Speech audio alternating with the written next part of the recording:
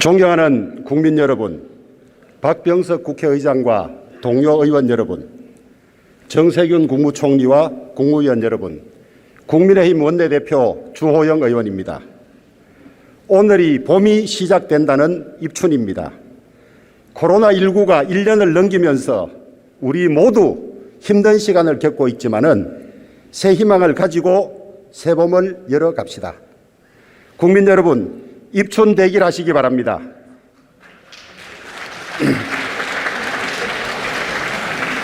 우리 국민들은 이 길고 긴 코로나와의 전쟁에서 승리를 거두어 가고 있습니다. 정부는 틈만 나면 K방역을 자랑하지만은 실상 K방역은 국민의 자유를 과도하게 제약하고 국민들의 희생 감수와 적극적인 협조, 그리고 의료진들의 헌신 하에서만 성공할 수 있는 고통스러운 방역 모델입니다. 그래서 K방역이 성공 모델이라면 그 공은 온전히 우리 국민들에게 돌아가야 합니다. 위기 때마다 희생정신을 발휘해온 우리 국민들이 있었기에 대한민국은 온갖 어려움을 극복해낼 수 있었습니다. 우리 국민들은 큰 자부심을 가져도 좋다고 생각합니다.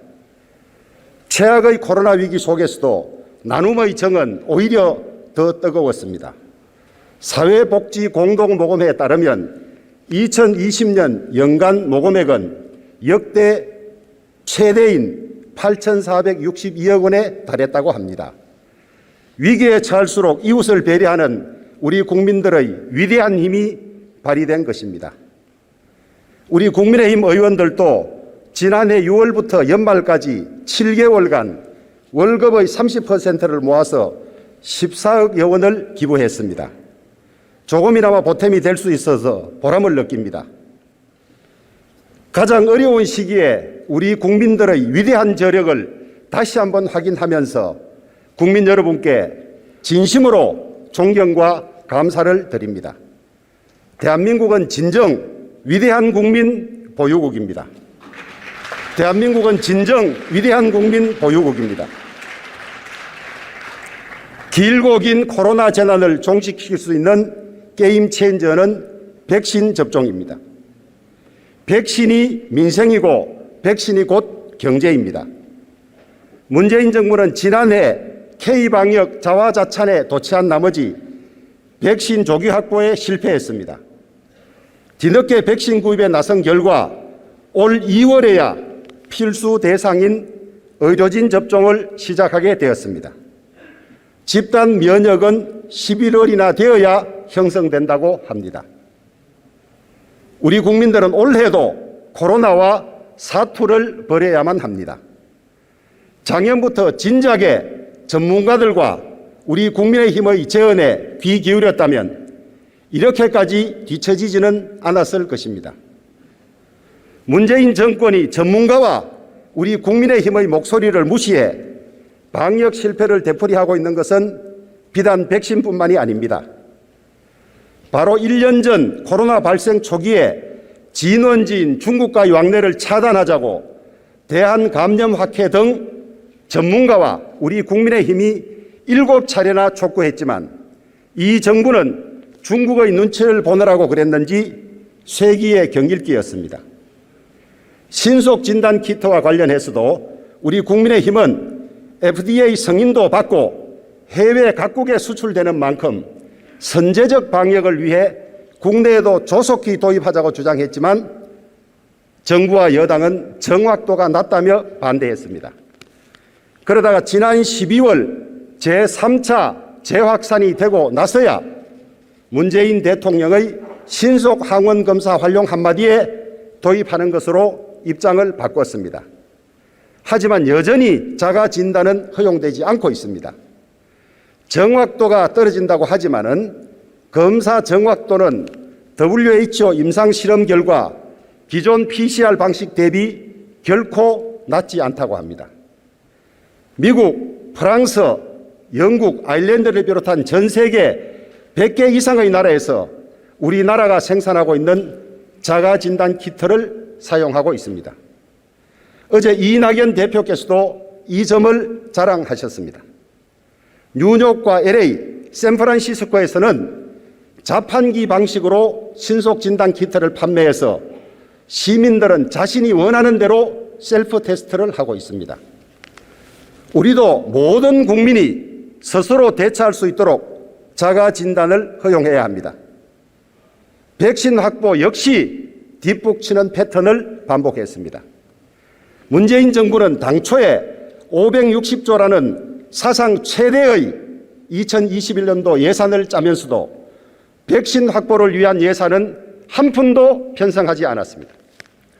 작년 정기국회에서 국민의힘 보건복지위원들이 처음으로 문제 제기를 하고 특히 강기훈 의원은 머뭇거리는 장관에게 국민들이 백신을 안 맞으면 나머지 것은 제가 다 사겠다고까지 촉구했습니다.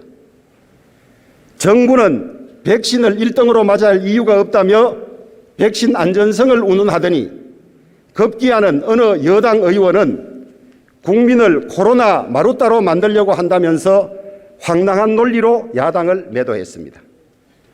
모든 나라가 국력을 총동원해서 백신 확보 전쟁에 나설 때였습니다. 뒷짐진 정부를 독촉하기 위해서 야당 국회의원이 외국의 사례를 물었으나 정세균 국무총리께서는 그 나라에서 알아보라고 무책임하고 퉁명스럽게 대꾸했습니다. 백신 접종으로 감염 확산을 원천 차단해야 함에도 국산 치료제가 개발되면 세계 최초의 코로나 청정 국가가 될 것이라고 근거 없는 자신감만을 내세웠습니다. 작년 말부터 시작된 백신 접종은 1월 30일 현재 전 세계 62개국에서 9,450만 회 접종되었고 하루 평균 447만 회 접종이 이루어지고 있는데 우리는 아직 시작조차 못했습니다. 이스라엘은 이미 과반의 국민이 백신 1차 접종을 받았고 미국도 3천만 명을 넘었습니다.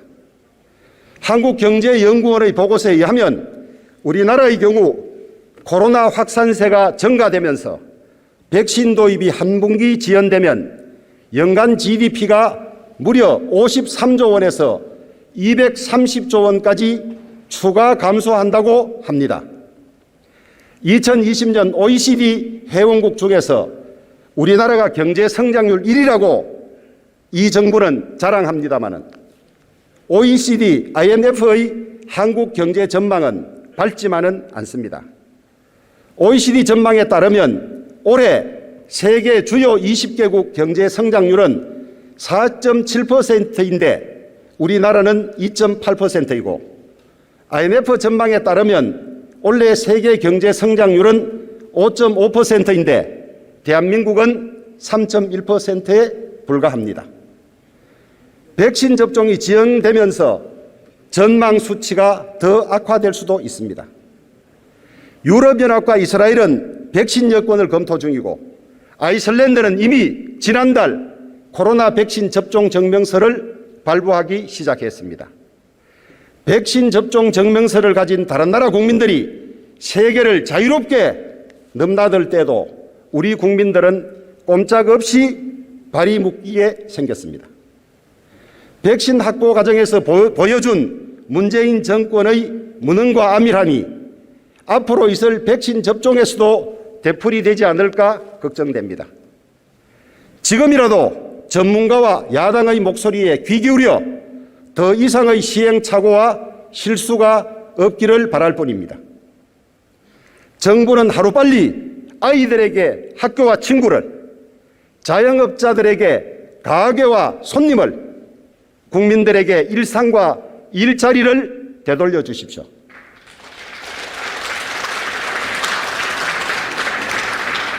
K방역 행정명령에 따른 소상공인 자영업자들의 강요된 손실을 개개인들에게 전적으로 감당하라고 하는 것은 부당합니다.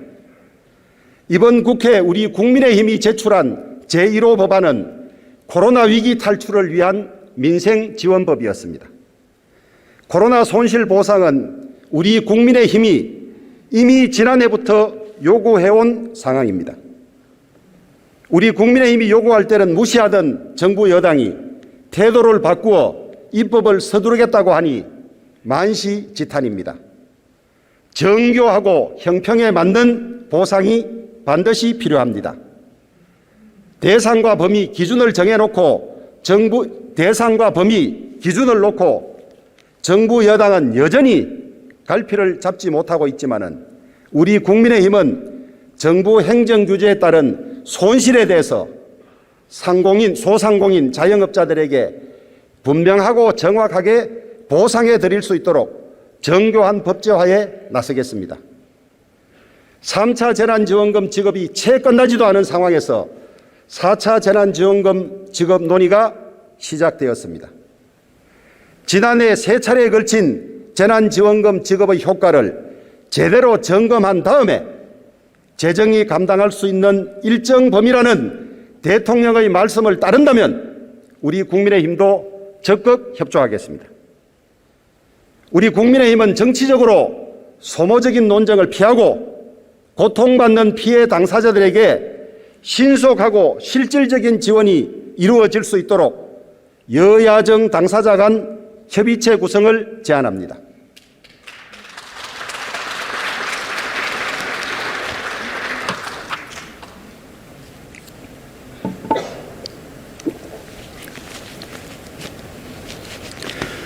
손실보상, 재난지원금 외에도 정부의 제한 조치로 생존의 위협을 받고 있는 자영업자와 소상공인들에게 긴급 생존자금 지원을 추진하겠습니다.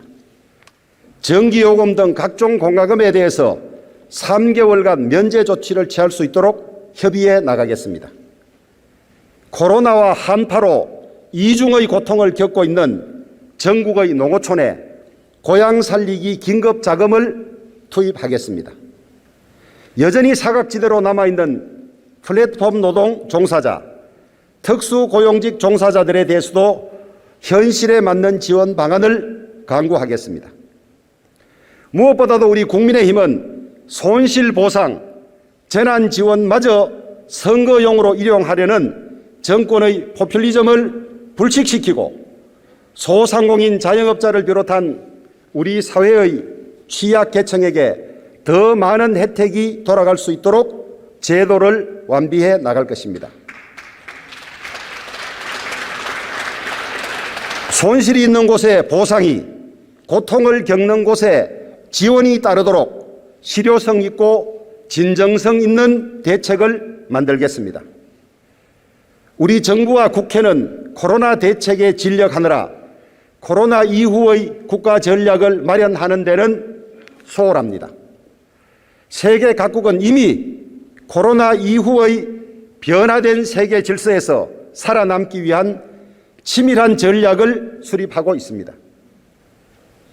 다가오는 미래에 대한 치밀한 전략과 철저한 준비 없이는 냉혹한 경쟁 질서에서 도태될 수밖에 없습니다. 코로나 위기를 극복하는 노력과 병행하여 코로나 이후 대한민국의 미래 전략을 마련하기 위한 국회 포스트 코로나 특위 설치를 제안합니다. 이 특위의 성공 여부는 향후 대한민국의 미래를 좌우할 것입니다. 치솟을대로 치솟은 부동산 가격으로 우리 국민들의 절망이 깊어져 가고 있습니다. 25번의 부동산 대책에도 불구하고 문재인 정부 4년의 부동산 가격 상승폭은 지난 새 정부 14년을 합친 것보다 훨씬 더 큽니다. 경실련의 서울 아파트 정권별 시세 분석 결과에 따르면 지난 18년간 서울 아파트 값은 3억 1천만 원에서 11억 9천만 원으로 3.8배 올랐습니다. 그런데 가격 상승분 8억 8천만 원 중 문재인 정부 때 오른 액수가 무려 5억 3천만 원입니다. 문재인 정부 4년 동안 서울 아파트 값이 무려 82%나 올랐습니다. 그 결과 개인이 월급을 한 푼도 쓰지 않고 전액을 모아도 서울에 있는 평균 가격 아파트를 사는데 36년이나 걸린다고 합니다. 월급의 30%를 저축하면 118년이나 걸립니다. 정말 이게 나라냐는 말이 절로 나옵니다. 문재인 정권은 집값을 천정부지로 올려놓고는 국민들에게는 전월세, 임대주택에 살라고 합니다. 이 정권은 우리 국민의힘의 문제 지적과 입법 보완 요구를 무시하고 임대차 3법을 일방적으로 통과시켜서 전세가를 폭등시키고 전세 난민을 양산했습니다. 임차인을 위한다는 임대차 3법이 임차인을 보호하기는커녕 혼란과 고통만을 야기했습니다. 도대체 국민들은 어떻게 하라는 말입니까? 역대 최악의 부동산 불평등과 자산 불평등의 심화는 청년들 사이에서 이번 생은 망했다는 절망감을 낳고 있습니다. 청년들은 지금 너나 없이 빚을 내서 영혼까지 끌어모아서 주택 패닉 바잉에 나서거나 주식시장에 뛰어들고 있습니다. 이러한 영끌 비투의 종착지가 어디일지가 두렵기만 합니다. 문재인 대통령께서는 부동산 문제는 자신 있다고 하셨습니다. 하지만 결국 문 대통령과 이낙연 대표는 부동산 정책 실패를 자인하고 사과까지 했습니다. 무엇 때문에 부동산 정책이 이렇게 처참하게 실패했습니까? 이제 실패의 원인을 찾기는 했습니까? 가장 근본적인 원인은 문재인 정권 부동산 정책의 기본 철학과 기조가 잘못되었기 때문입니다. 이 정권의 부동산 정책은 시장의 작동 원리를 무시하고 국민의 기본권인 재산권과 거주 이전의 자유를 침해했습니다. 주거 안정, 내 집 마련에 대한 국민들의 자연스럽고 보편적인 욕구를 무시했습니다. 가격은 수요와 공급에 의해서 결정된다는 가장 기본적인 시장 경제 원리를 무시했습니다. 주택 공급을 강하게 막은 가운데 수요를 억제하기 위해 국민들을 사상 유례 없는 규제 감옥 속에 가두었습니다. 국민 10명 중 7명이나 규제 지역에 살게 됐고, 집을 사려면 구청 직원에게 허가를 받고 자금 조달 계획서까지 제출하게 했습니다. 심지어는 이를 소급 적용해서 이미 나름의 자금 조달 계획으로 집을 사려던 사람들까지 계약을 지키지 못하여 내 집 마련을 포기하도록 했습니다. 이것이 국민의 재산권에 대한 침해가 아니면 무엇입니까? 거주 이전의 자유에 대한 제약이 아니면 무엇입니까?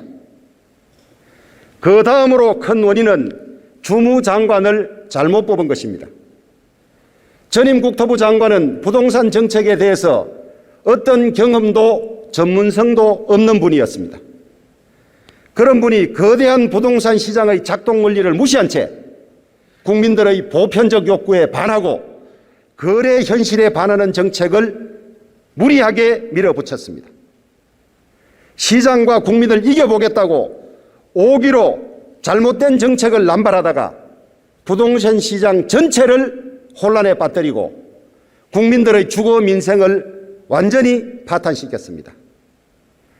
신임 국토부 장관은 공급을 늘린다고 했지만은 평소 소신과 다른 발언이어서 믿기가 어렵고, 불과 1년밖에 남지 않은 정권이 공급을 늘린다고 한들 얼마나 효과가 있겠습니까? 현재의 부동산 대란은 서울 지역의 경우 고 박원순 서울시장 시절 재건축 재개발을 강하게 막아 신규 주택의 수급 불균형을 초래했기 때문입니다. 지난 10년간 400여 곳의 정비 사업이 폐지되어서 약 25만 호에 달하는 주택 공급이 되지 못했습니다. 그래서 우리 국민의힘은 계속 공급 확대를 주장했지만 정부 여당은 우리 말을 듣지 않다가 뒤늦게 이제 와서야 공급을 확대하겠다고 합니다. 주요 부동산 정책이 시행이 되고 효과가 나타나려면 4, 5년 이상이 소요되는데 늦어도 너무 늦었습니다. 국민의힘은 문재인 정권이 초래한 역대 최악의 부동산 문제를 해결하기 위해서 다음과 같은 대책을 마련하겠습니다. 첫째, 부동산 대란의 진원지인 서울에서는 각종 규제로 인해서 멈춰있던 재건축, 재개발 사업을 활성화하고 기존 도심을 고밀도, 고층화 개발하겠습니다. 법률의 상한보다 낮은 용적률 기준을 상향 조정하고 현실을 반영하지 못하는 안전진단 기준을 조정하며 대규모 도심 택지 확보를 통해서 공급 물량을 대폭 늘리겠습니다. 둘째, 당장의 시급한 부동산 시장 안정화를 위해서 양도소득세를 내리겠습니다. 또한 1가구 1주택자 등 주택 실소유자 세부담을 완화하고 생애 첫 주택 구입자에 대한 취등록세를 인하하겠습니다. 아울러 종부세, 재산세율 인하 및 종부세 기준금액 조정 등 종합적인 세부담 완화 정책도 마련하겠습니다. 셋째, 이처럼 부동산 가격이 폭등한 마당에 정부의 공시가격 현실화 방침으로 올해부터 엄청난 세금 폭탄이 예상됩니다. 공시가격의 급격한 인상을 막아 국민 부담을 줄이겠습니다. 공시가격 상승은 부동산 관련 세금은 물론 건강보험료 등 복지 분야를 포함한 60여 개 항목에서 국민의 부담을 증가시키게 됩니다. 현행 국토부 소관인 공시가격 산정 체계를 범정부적인 관리 체계로 바꾸겠습니다. 또한 공시가격 상한율을 법률로 조정하겠습니다.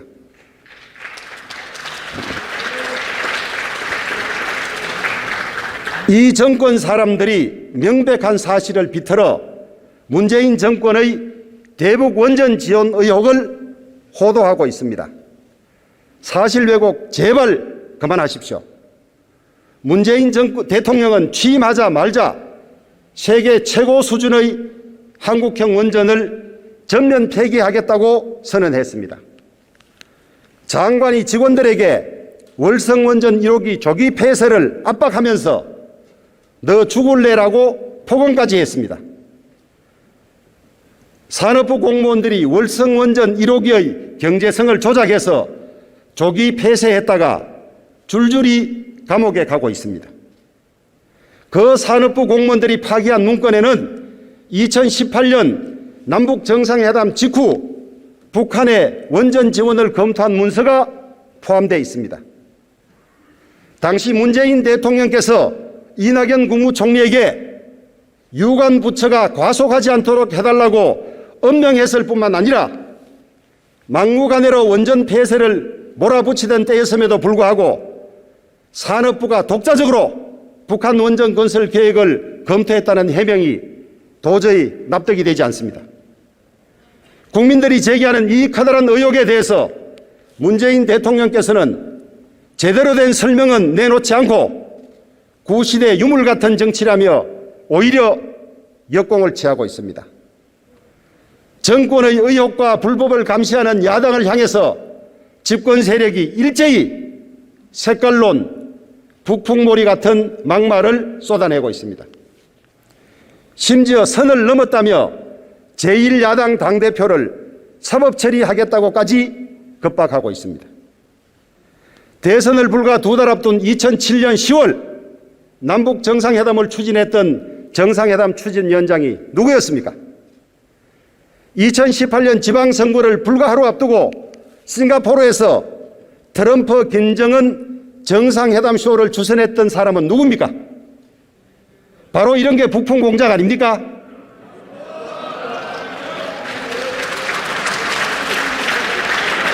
이 정권은 분리하면 색깔론과 북풍 공작으로 뒤집어 씌웁니다. 적반하장도 유분수입니다. 북한의 김정은은 2019년 신년사에서 이렇게 이야기했습니다. 나라의 전력 문제를 풀기 위한 사업을 전 국가적인 사업으로 틀어지고 원자력 발전 능력을 전망성 있게 조성해 나가야 합니다. 상업용 원전이 하나도 없는 북한에서 원전 발전 능력을 키우겠다는 김정은의 자신의 찬 발언이 어떤 배경에서 나온 것인지 많은 전문가들이 의아해하고 있습니다. 문재인 대통령이 김정은에게 전달한 USB에 원자력의 원자도 들어있지 않다고 이 정권 사람들은 강변합니다. USB의 내용을 공개하라는 야당에게는 명운을 걸라면서 북한에 넘어간 USB를 들여다본 사람이 왜 이렇게 많습니까? 그렇다면 우리 국민들도 당연히 알아야 하는 것 아닙니까? 이 나라가 문재인 대통령만의 나라입니까? 한국형 원전 관련 산업부 기밀 자료가 북한에 넘어가지 않았는지 여당이 감출 것이 아니라 오히려 앞장서서 국정조사를 요구하고 국민들에게 밝혀야 하는 거 아닙니까? 남북한 교류 협력에 관한 법률에 따르면 이 USB는 통일부 장관의 승인을 받아야만 합니다. 그리고 통일부 장관은 그 내용을 보관하고 있어야 합니다. 문재인 대통령이 이런 법적 절차를 거쳤는지부터 통일부는 확인해 주기 바랍니다. 문재인 대통령은 2018년 4월 김정은과 판문점에서 정상회담을 가졌습니다. 김정은이 남북 정상회담 개최 전제 조건으로 요구한 것이 있었습니까? 있었다면 어떤 요구였습니까? 2007년 문재인 당시 대통령 비서실장이 주관했던 14 남북 합의 이행이 포함되었던 것은 아닌지, 경수로 공급을 포함한 에너지 확보 사업이 들어있었던 것은 아닌지 국민적 의문에도 답해 주십시오.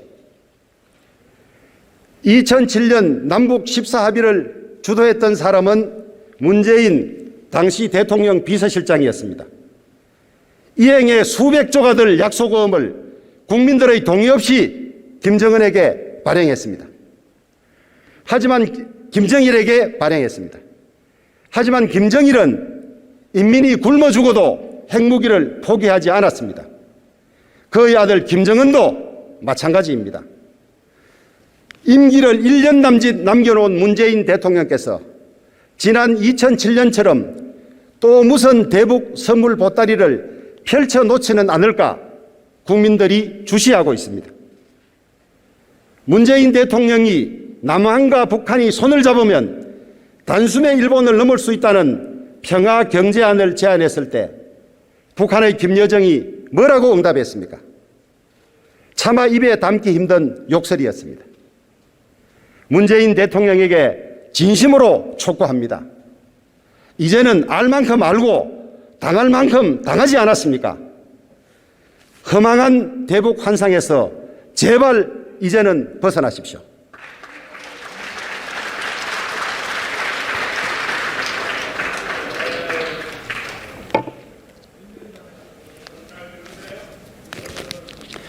존경하는 국민 여러분, 민주주의는 법치주의이고 독립된 수사기관과 사법부의 존재가 필수입니다. 그런데 문재인 정권은 적폐청산에 앞장섰던 윤석열 서울중앙지검장을 검찰총장으로 초고속 승진시키며 살아있는 권력을 수사하라더니 막상 조국 전 법무부 장관의 비위, 청와대의 울산시장 선거 개입, 월성 1호기 조기 폐쇄에 대한 수사를 하자 검찰총장을 쫓아내느라고 1년 내내 소동을 일으켰습니다. 검찰총장에 대해서 헌정사상 유례가 드문 수사지휘권을 3번이나 거듭 발동하고 6가지 혐의를 만들어내 업무에서 배제시키고 밑보인 검사장에게는 터무니없는 검언유착의 혐의를 뒤집어 씌우는 등 온갖 불법을 저질렀습니다. 그러고도 이 정권은 검찰총장 찍어내기에 실패했습니다. 윤석열 총장이 정말 불법으로 검찰공화국을 만들고 민주주의를 파괴하려는 사람이라면 지금이라도 그를 반드시 쫓아내야 하는 거 아닙니까? 그게 아니라면 청와대와 민주당은 국민들에게 엄중하게 사과해야 할 것입니다. 문재인 대통령이 법무부 장관을 임명하는 방식도 이 나라의 법치가 얼마나 무너졌는지 잘 보여주었습니다. 가장 공정해야 하고 또 공정하게 보여야 할 법무부 장관 자리에 특정 당적을 가진 사람이 임명되는 순간 법무부 장관은 이미 그 자체로 공정을 잃은 것입니다. 민주당은 법무부 장관은 민주당의 법무부 장관이지 대한민국의 법무부 장관은 아닌 것입니다. 법조인 철친의 문재인 대통령은 민주당원 중에서도 친문 세력의 핵심 인사들만을 골라서 잇따라 법무부 장관에 앉히면서도 그 심각성과 폐단을 모르는 것 같아서 대단히 안타까울 따름입니다. 다시 업무에 복귀한 윤석열 검찰총장은 살아있는 권력에 대한 수사를 주저없이 진행해야 합니다.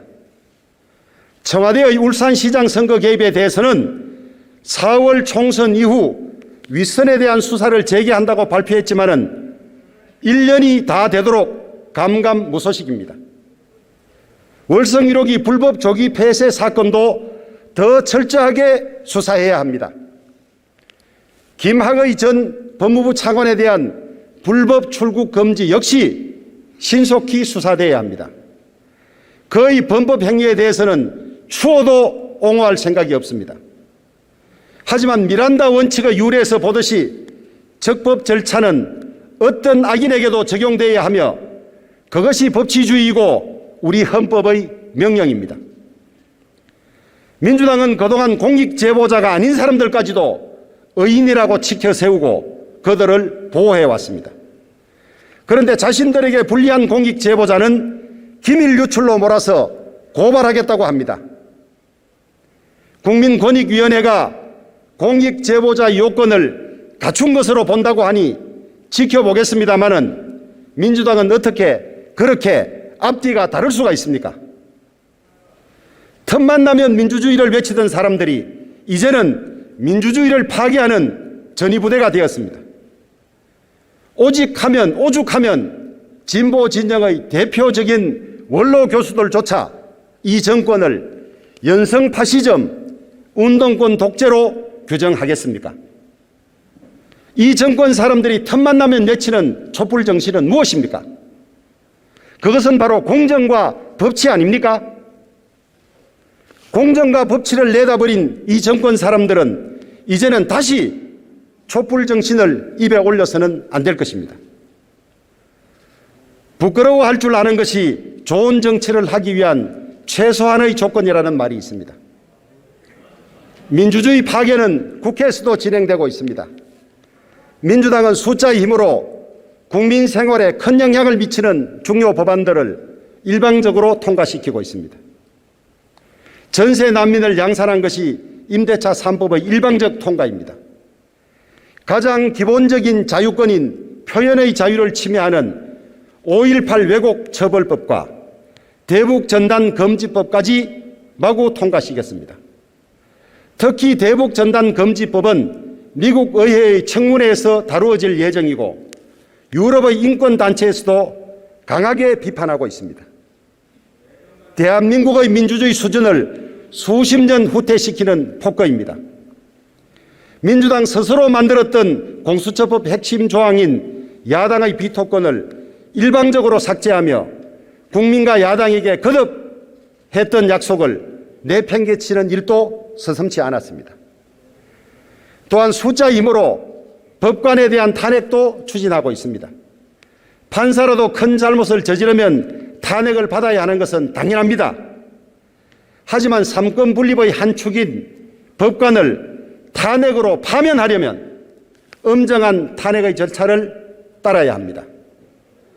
재판에서 무죄를 받은 판사를 탄핵 요건 확인이나 본인의 변소조차 듣지 않은 채 곧바로 탄핵 결정을 한다는 것은 탄핵 제도의 남용이자 법관 전체에 대한 겁박이라고 볼 수밖에 없습니다. 행정 독주도 여전합니다.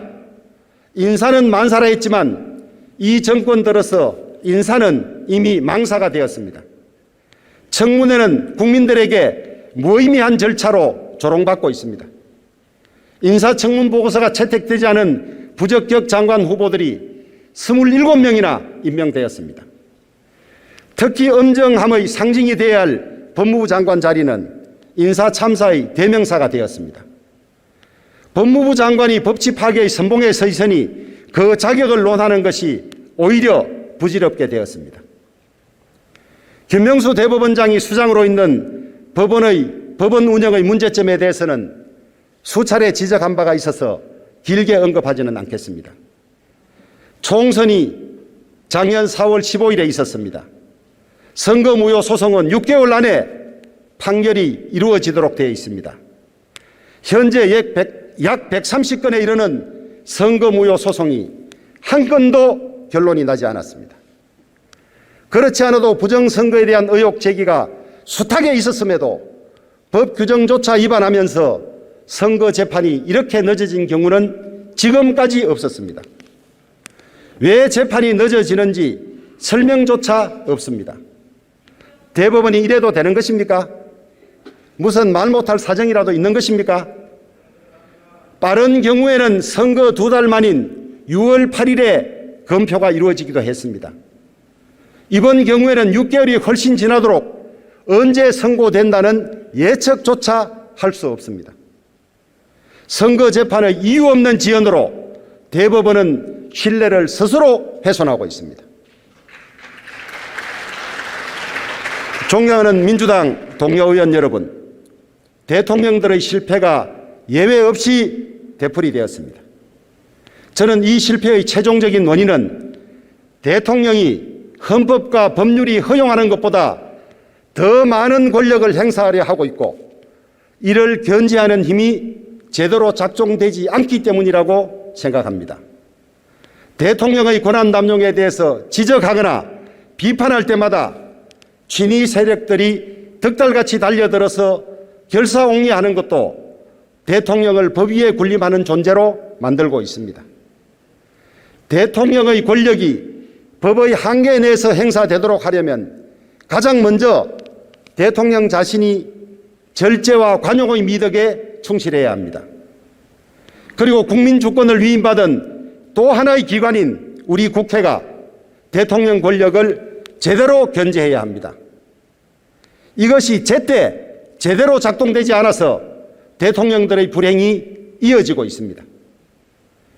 우리 헌법은 국회를 대통령 앞에 두고 있습니다. 압도적 다수 의석을 가진 민주당이 이번에는 제대로 역할을 하여서 더 이상 불행한 대통령이 나오지 않도록 권력이 살아있을 때 건강한 긴장관계를 만들어 주시기 바랍니다. 정치 권력의 구조를 개선하기 위해서 개헌을 주장하는 사람도 있습니다.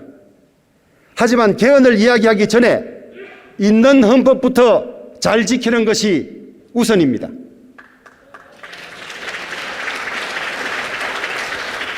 우리 헌법은 이미 국회에 의한 대통령 견제 장치를 충분히 마련해 놓았습니다. 권력에 엎드린 국회가 제 역할을 제대로 해내지 못해서 일어난 불행입니다. 이제는 우리 국회가 정치의 중심이 되어야 합니다. 대통령 종속 구조로부터 벗어나야 합니다. 국회에서 여야가 머리를 맞대고 밤을 새워서라도 토론해야 합니다. 종국에는 다수결로 결정되어야 하겠지만은 소수 의견도 충분히 경청되고 반영되어야 합니다. 그것이 바로 진정한 의미의 협치입니다. 우리 국회에서 이런 의미의 협치가 시작될 때 비로소 국민 통합도 이루어질 것이며 우리나라도 한 단계 발전할 뿐만 아니라 정치인들도 국민들로부터 사랑받게 될 것입니다.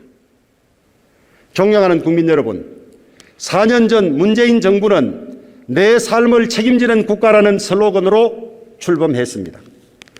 이 슬로건의 허상이 드러나는데 오랜 시간이 걸리지 않았습니다.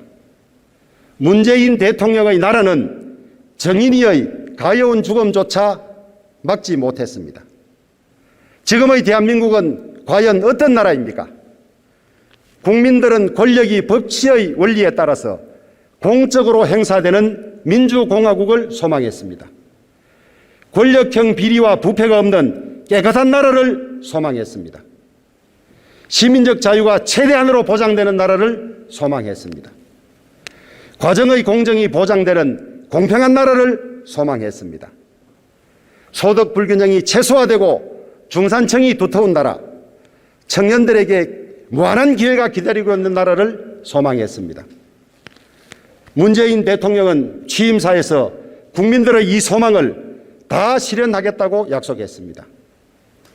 지금의 대한민국은 4년 전 국민 여러분의 소망이 실현된 나라입니까? 문재인 정권은 국민들의 이런 소망을 철저히 배신했습니다. 국민들의 촛불을 빼앗아 자신들의 앞길만을 밝혔습니다. 문재인 대통령의 임기가 1년여 남은 지금 삶의 위기와 민주주의의 위기는 그 어느 때보다도 심각합니다. 대한민국의 위기를 극복하는 첩경은 무능하고 무도한 정권을 교체하는 것입니다. 대한민국을 복원시키는 거대한 힘은 최종적으로 우리 국민들에게 있습니다. 집권 세력이 무능과 오만 그리고 독선에 빠져서 이 나라를 위기에 몰아넣을 때마다 이 나라를 바로 일으켜 세워주었던 위대한 우리 국민들이 이 무능하고 오만한 정권을 용서하지 않을 것이라고 확신합니다. 4월 7일에 있을 서울시장과 부산시장 선거는 문재인 정권에 대한 단호한 심판의 무대가 되어야 합니다. 더욱이 이번 선거는 민주당 출신 단체장들의 성범죄 때문에 치러지는 선거입니다. 보궐선거에 따른 선거 비용만 무려 838억 원이 들고 행정공백에 따른 손실은 가늠할 수도 없습니다. 민주당은 스스로에게 귀책 사유가 있는 선거에는 후보를 내지 않겠다고 국민들에게 스스로 약속했습니다. 그런데 그 약속을 헌신짝처럼 버리고 언제 그랬냐는 듯 후보를 내겠다고 합니다. 권력은 국민들이 잠시라도 눈을 떼는 순간 오만해지기 마련입니다. 정의로운 서울 시민들과 부산 시민들께서 민주당의 이런 파렴치와 오만을 심판해 주십시오. 국민 여러분, 민주주의는 견제와 균형으로 유지됩니다. 우리 국민의힘에 부족함이 많지만은 국민들께서 야당을 바로 세워주셔야 대한민국이 바른 길로 갈 수 있습니다. 우리 국민의힘은 쇄신의 쇄신을 거듭하며 국민 여러분들의 기대에 부응하는 정당, 도덕적으로나 실력적으로도 한 점 모자람이 없는 수권 정당이 되도록 더욱 노력하겠습니다. 국민 여러분들의 지지와 성원을 간곡히 부탁드립니다. 우리 국민의힘은 이 정권의 폭주에 맞서서 말 못할 어려움을 겪었습니다. 중과 부적의 상황에서 여기까지 올 수 있었던 것은 오직 국민 여러분들의 응원 덕분이었습니다. 국민 여러분, 진심으로 감사합니다. 우리 대한민국은 국민의 힘으로 세워지고 지켜지고 발전해온 나라입니다. 대한민국은 진정 위대한 국민 보유국입니다.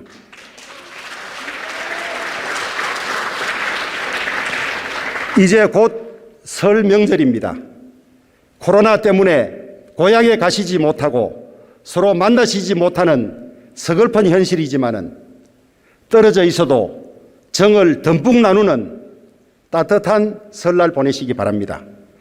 국민 여러분, 새해 복 많이 받으십시오. 경청해 주셔서 감사합니다.